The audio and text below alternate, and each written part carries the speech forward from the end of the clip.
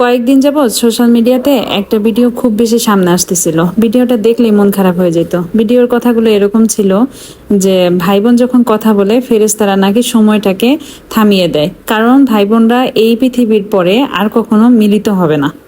এই পোস্টটা দেখে অনেকে কান্নাও করছে, অনেকের মন খারাপও হয়েছে, আবার চিন্তা করছে আল্লাহ তাআলার বিচার এরকম কেন কেন এই পৃথিবীতে এত মিল এত ভালোবাসার ভাই বোনদের আর কখনো দেখা হবে না। কথাটা কিন্তু হজমযোগ্য না। এখন বলি আসল কথা, আমাদের মধ্যে এমন অনেকে আছে যাদের পেজে রিচ বাড়ানোর জন্য, ভিউ বাড়ানোর জন্য এমন এমন হাদিস বের করে যা কখনোই গ্রহণযোগ্য না। আর এই সমস্ত হাদিসের কারণে যে তাদের ভবিষ্যতে জাহান্নামও হইতে পারে সেটা তারা কখনো কল্পনাও করে না। হ্যাঁ, অবশ্যই ইসলাম প্রচার করা একটা ভালো কথা, কিন্তু ইসলাম প্রচারের নামে যদি আপনি কোনো ভুল হাদিস, জাল হাদিস মানুষের মধ্যে ছড়াইতে থাকেন, অবশ্যই সেটার জন্য আপনার বিচার হবেই হবে।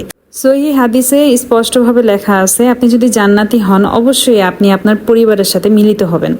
সমস্ত কন্টেন্ট ক্রিয়েটরদের সর্বোপরি একটা কথাই বলতে চাই, আপনারা মানুষের মধ্যে কোনো ভুলভ্রান্তি ছড়ায়েন না, মানে মিথ্যা কোনো প্রচার করেন না। এটা আপনার জন্য আর 10-এর জন্য ক্ষতি হবে। আর 10-এর জন্য বা আপনার জন্য যেটা ক্ষতি হবে অবশ্যই আপনি সেই কাজ করতে পারেন না যদি আপনি মুসলিম হয়ে থাকেন।